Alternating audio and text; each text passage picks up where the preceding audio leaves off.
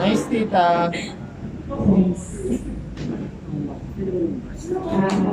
Yung next ko. Kinakabahan ako. Alam niyo po ba, every time na pupunta ako sa pantry, never nawala yung kaba ko. Pero kaba yun na hindi, kaba yun na walang confidence or what. Pero kaba yun dahil alam kong hinahambol daw ng Lord yung heart ko para hindi maging over-familiar sa kung anong ginagawa ko. So, yun lang naman. Okay na. Tapos na po. Sige po, before tayo mag-start, pray po tayo. Hallelujah, Lord, O God. We thank you, O God, for this great privilege, O God, great opportunity, Panginoon, na maihayag namin, Panginoon, ang dakila mong pangalan at dakila mong salita, O God, sa mga tao nandito, O God. Hayaan mo, O God, na mag-fulfill kami ng mga salita mo, O God. And we're excited, O God, para magamit, Panginoon, kung ano man matututunan namin for this name. We thank you, Lord Jesus. Yours is the highest honor, power, and glory in your name, Jesus. Amen. So, ang napili ko pong topic is all about Jesus feeds 5,000. Sabi ko naman, may feeds kasi. Hindi yan, walang, may food man doon, pero it's not about that. Nagigigil ako yan. So, ang title po natin ulit is Not Enough Becomes More Than Enough. So, alam naman natin yung story na Jesus feeds the 5,000. And isa yun sa mga miracles ng Lord way back po nung nandito pa siya sa lupa. And pinili ko pong version is yung sa Book of John. Book of John kasi feeling ko talaga mas maganda tong version na to. And sabi ko dyan, alam naman na natin yun, di ba, yung dumating yung multitudes na pinakain ng Lord. Mag-move forward tayo. Babasahin ko na lang po yung verse. Ito po yung, ang pinili ko po is yung sa Book of John, chapter 6, verse 1 to 14. Verse 1, sometime after this, Jesus crossed to the far shore of the Sea of Galilee, that is the Sea of Tiberias, and a great crowd of people followed him because they saw the signs he had performed by healing the sick. Then Jesus went up on a mountainside and sat down with his disciples. The Jewish Passover festival was near. When Jesus looked up and saw a great crowd coming toward him, he said to Philip, "Where shall we buy bread for these people to eat?" He asked this only to test him, for he already had in mind what he was going to do. So, kung mapipinpoint natin yung sinabi ng Lord, He asked this only to test him, only to test Philip. So, ang Lord talagang maraming ways talaga para i-test tayo. And nakakatawa lang dito kasi alam naman ni Lord yung sagot, pero nagtanong pa rin siya. Parang sa for example, sige, si Melvin na example ko. For example, nagtanong ako sa kanya. Sige, nagtanong ako sa kanya, boy, payat na ba ako? Kaya, Alam niya naman isa. boy, nagtatanong pa ako, when in fact, alam ko naman talaga yung sagot na, payat talaga ako. Payat talaga. So, gano'n na, Lord, gusto niya na makita doon sa taong pinagtatanong mo kung may ba siya talaga, parang may faith talaga siya dun sa pagsagot niya sa mga tanong mo. So, move tayo. Sabi niya, he asked this only to test him, for he already had in mind what he was going to do. Verse 7, Philip answered him. Sabi ni Philip, "It would take more than half a year's wages to buy enough bread for each one to have a bite. Yan. Kung mapapansin nyo, meron na agad pumapasok sa utak nyo na kung paano nag-response itong si Philip. And then another of his disciples, Andrew, Simon Peter's brother, spoke up. Here is a boy with 5 small barley loaves and 2 small fish. But how far will they go among so many? So, kung mapapansin niyo to, itong dalawang disciples na to, magkaiba sila ng way ng response sa Lord. For example, si Philip, tinanong siya ng Lord, where shall we buy bread for these people? Anong response niya? Sabi niya, it would take more than a half years of wages. So parang negative na agad yung response niya, di ba? Kung makapapansin natin, parang wala man lang sumumpot na kahit konting na Lord, nandiyan ka naman eh. Naniniwala ko mapaprovide natin yan. And then another, itong si Philip, ang naging response niya, negative, parang negative agad. No? Parang through analysis niya lang yung sinagot niya sa Lord. And then, well, the other one, si Andrew, Simon Peter's brother, spoke up. Here is a boy with 5 small barley loaves and 2 small fish. So kung mapapansin natin, si Andrew, nag-take act siya, may action siya na ginawa. Ginawa niya yung bata na, ito po, may bata po dito, may dala-dala siyang 5 loaves and 2 fishes. So, kung sa madaling salita, may act siyang ginawa. So, gumalaw siya, what I mean. And then, pero sa last sentence nung niya, sabi niya, how far will they go among so many? So, nandun pa rin yung parang negative na response. Kumbaga parang lack of trust nila sa kung anong kayang gawin nila. So, kung ipagbabaga natin yung dalawang, lalabas na parang may iisa silang mindset.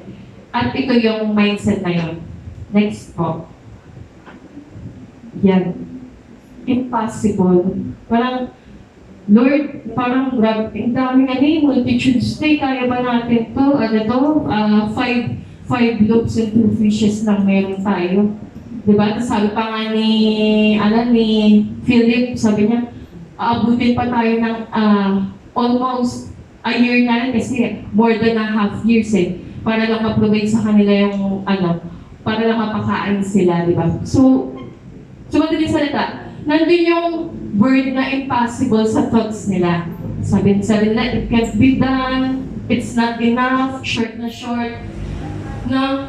Para sa atin, sa buhay, di ba? Dumarating tayo sa point na, yes, mga Kristiyano na tayo, may talagang nag-stand na tayo sa faith natin sa Lord. Pero pag dumarating talaga yung mga circumstances na hindi natin na-expect, dumarating yung point na parang overpower nun yung pagtingin natin sa Lord, di ba?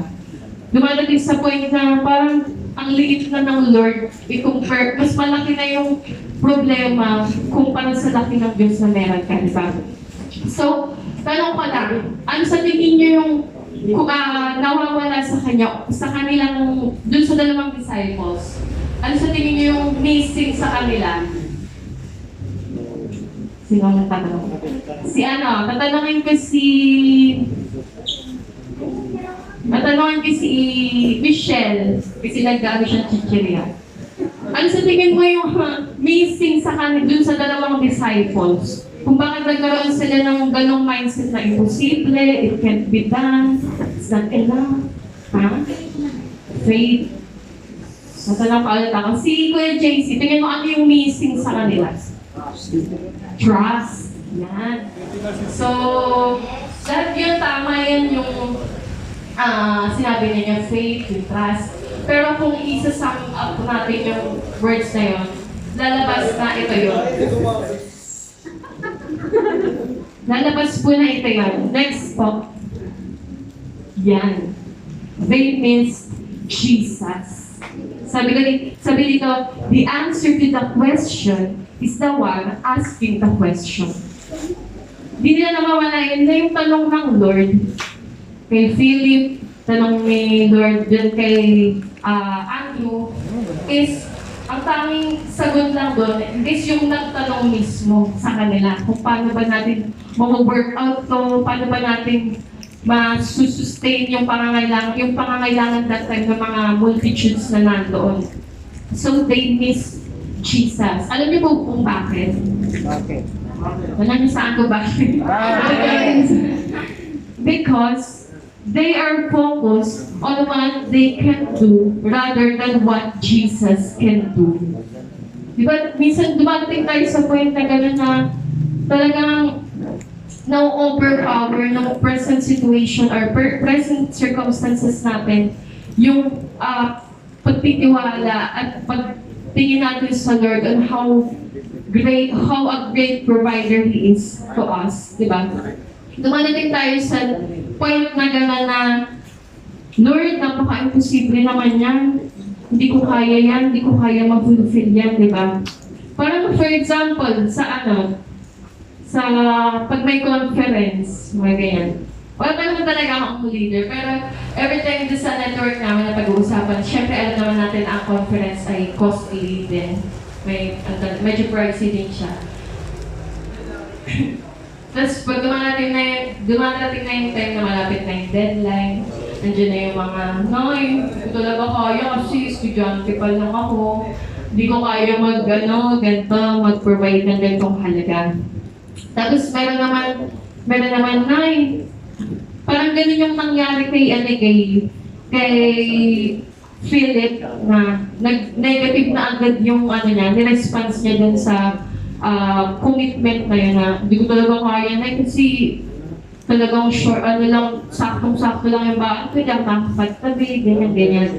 So, meron din naman sa isang close cell na naka-involve na sige, go ako dyan kasi working naman ako, kaya ko i-provide yan. Pero pag darating na yung time na malapit-lapit na yung conference, dumarating sa point na, baka di na ako makapag-leave, di na ako makakapag-file kasi ganito may pinapatapos si boss. So, yun parang gano'n naman yung response ni Andrew, no? Nakapagbitaw siya may ginawa siyang act, pero sa huli, parang negative pa rin yung naging response niya. So, sa life, parang gano'n tayo, no? And, kung babalikan natin yung, anong verse ba yan? Balikan natin yung verse kung saan tinanong ni Jesus si Philip, sa verse 5. Yung unang Slide. Sige, basahin ko na po. When Jesus looked up and saw a great crowd coming toward Him, He said to Philip, "Where shall we buy bread for these people?" So, kung mapapansin nyo, in-emphasize ko yung we. Kasi may sinabi din si Lord na, where shall we? Hindi niya sinabi na, Philip, saan ka ngayon kukuha ng resources mo para ma-provide yan sa multitudes na nasa the moment na nasa harap natin. Hindi niya sinabi, where should you find these resources, ganyan. Tapos sinabi ng Lord, where shall we buy? So, ibig sabihin, it is not your you problem, it is a we problem. Sabi ka dito sa verse na yun. Next slide po, yung after nung they missed Jesus. Yan, next slide. Ayan. The Lord never says you. He said we. So, sabi dito, turn your me problems to we problems, and that's how miracles starts. Di ba nga sabi sa John chapter 15 verse 5 and onwards, for He is the vine, and without and sa kanya nagagaling yung fruitfulness, and without Him you can do nothing. Without God, you can do nothing, but with God, there is nothing you cannot do. Do we believe in that, church? Right. Now, parang yung sa turo lang ni Pastor last week, No? Ang pinaka naging word sa akin doon ng Lord is yung talagang full dependency natin sa Lord or yung total reliance natin sa Lord. Kasi it is not just about you. Sinabi ng Lord, it is us, it's we. No? Well, sinabi si Lord na kaya-kaya mo na yan. You can stand on your own. Pero sinabi ng Lord, we. Saan natin nahanapin yung ganito para mag-provide yung resources? Or what, di ba? And then, next slide po. Pagpapatuloy na natin ngayon. Yan. So, dyan na nga po nangyari yung miracle ng Lord. Pinakita lang ng Lord yung miracle niya na nagpa-feed sa multitudes that time, no? Kung mapapansin niyo yung 5 loaves and 2 fishes, talagang sobrang laking miracle yung ginawa ng Lord dahil na-provide niya yon sa 5,000 and more na nandun that time. And hindi lang yun, dahil sobra-sobra pa. Di ba? Sabi niya dito, when they had all had enough to eat, he said to his disciple, gather the pieces that are not left over. Let nothing be wasted. So, sobrang talagang nag-umapaw pa yung miracles ng Lord that time. So, they gathered them and filled 12 baskets. Sabi niya 12 baskets dahil si Lord, di ba, may 12 disciples. So, hindi lang yung multitudes yung finid niya, kundi yung 12 niya pang disipulo na talagang kasama niya all throughout his journey dito sa lupa. And next, yan. Miracles, breakthroughs, victories comes out from a tough situation. Naniniwala po ba tayo dyan? Amen. It comes out from a tough situation. So, alam niyo po ba na share ko lang yung favorite ko talagang naging tulo sa amin ng leader ko, yung all about shortages. Kasi 2019 has been a tough year for us talaga sa Diwata Network. Dumating yung talagang word na shortages talagang naranasan namin yan. Hindi lang ni nanay, kundi lahat kami naranasan namin yan.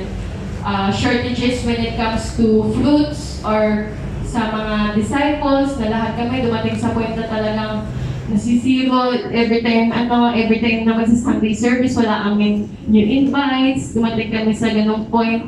But then, tumatak sa akin yung turo ng leader ko na yan na ang shortages, it is only God's way para i-prepare ka sa paparating na nag-uumapaw niyang plans, nag-uumapaw niyang plano para sa buhay mo. And yan, dyan nangyari din yung kaila Andrew and Philip, di ba? Kung mapapansin natin, may shortage kasi nga 5 loaves lang tapos 2 fishes. Pero dahil sa shortages na yon, doon nagmula yung talagang nag-uumapaw na miracles ng Lord para i-fulfill yung mga tao that time. So, wag tayong maging yung madaling ma-depress pagka talagang dumating yung time na sunod-sunod yung struggles ng buhay, circumstances ng buhay. Di ba parang for example, yung sa nanganganak, di ba? Di ba sobrang hirap ng isang buntis, lalo na pag nagle-labor na. Talagang sobrang pain talaga yung mararanasan mo. Kaya nga sinabi nila, pag nanganganak daw yung kalahati mong paa sa hukay na. Kasi totoo talaga yung grabe yung pain ng mga mothers. Pero kung mapapansin nyo, after niya ma-release yung baby, andun yung great joy niya kasi nakasama niya na yung siyang na buwan niyang inalagaan sa loob ng tiyan, siyang na buwan niyang minahal sa tiyan niya. So, parang ganun din tayo, dadaan tayo sa circumstances na may shortages, maraming kakulangan, talagang lackings. But then, right after that, kung naniniwala ka na ang Lord ay isang great provider, it will comes out na talagang mag-overflow yung miracles, yung provision, yung breakthroughs, victories ng Lord sa buhay mo. Amen? Do we believe in that? Amen. Amen. Ayan. Next po. Yan. Yan. Sabi dyan, 5 loaves plus 2 fish is not enough. Di ba nung nangyari ngayong time na yun na talagang negative, impossible talaga yung mindset ng dalawang disciple ng Lord eh. Kasi nga, 5 loaves plus 2 fish is talagang not enough. Pero, kung ganito yung ganitong next equation, 5 loaves plus 2 fish plus Jesus is more than enough. Naniniwala ba kayo na kapag ang lahat ng bagay kasama ang Lord, there's no shortages, walang hindi enough, kundi there is that word, more than enough, no? And sabi dito, everything changes when Jesus is involved, no? When you add Jesus in the equation, your not enough becomes more than enough. Amen? Tama po ba yun? And last, di na ako magtatapos. Very short message na. No. Allow Him to do what only He can do. Parang yung devotion lang natin last day, yesterday, na ang naging rema verse ko dun is yung yung word ni Jeremiah para kay King Zedekiah. Sabi niya, you will be handed over to them if you choose to obey the Lord. Your life will be spared and all will go well for you. So, ang inaano lang dito, ini-illustrate lang, gustong yung message lang po natin dito sa atin is give to God, ibigay mo yung lahat mo sa Lord. Take it all. Let the Lord take your all. Let the Lord, ayaw man ang Lord yung i-take ng i-take ng Lord yung lahat ng meron ka, and magugulat ka na lang, and that miracles will overflow in your lives. Ayan. Nilagay ko dyan, your problem plus Jesus is equals to problem solved. Hindi nakikita eh. Next, your pain plus Jesus is healing. Next, your shortages plus Jesus is fruitfulness. At naniniwala ko dyan sa pang-third na yan kasi naranasan man namin yung shortages last year. But the Lord, I believe that the Lord never stops. And naniniwala kami that this year is the year for us, at naniniwala ko na ibubuhos ng Lord yung fruitfulness hindi lang sa mga tao na hawakan namin, kundi sa lahat ng areas ng buhay namin. Ang ang Team RA, namin, ang tawag doon? Code. Tawag doon, sabi niya, 2020 ate dito. Kaya, in Jesus' name, I know talagang mangyayari yan. Yan. Your shortages plus Jesus is equal to fruitfulness. And then next, your lack plus Jesus is overflow, which is yung nangyari po doon sa miracle ng Lord sa multitudes that time. And your emptiness plus Jesus is fullness or satisfaction, fullness of your life. So, every time we add Jesus, no, hindi lang dahil sa gatong season or what, let us add Jesus sa lahat ng meron tayo sa buhay. When we take what we have in life, even though it is not enough, katulad ng nangyari kanina, not enough talaga, or not enough becomes more than enough to Jesus. Take what you have and give it to God and watch how your not enough becomes more than enough. Ayan. So, yun lang po. Yun lang naman po yung message ko. Believe that in Jesus, your not enough will turn into a more than enough. Pwede ba natin palakpakan ng Lord? Purihin ang Lord. Sige po, tayo po tayo and let us close this with a prayer. Hallelujah, Lord, O God. We thank you for your greatness, O God, sa aming mga buhay, Panginoon, your faithfulness, O God, your goodness, O God. And, Panginoon, as we hear your words, Panginoon, hayaan mo, O God, hindi lang ito basta mag-retain sa aming isip, O God, kundi dumaloy ito patungo sa aming puso, O God, at dumaloy patungo sa aming mga gawa, Panginoon. Kaya salamat, O God, we believe that with you, Panginoon, all things are more than enough, Panginoon. Walang kulang sa iyo, Panginoon.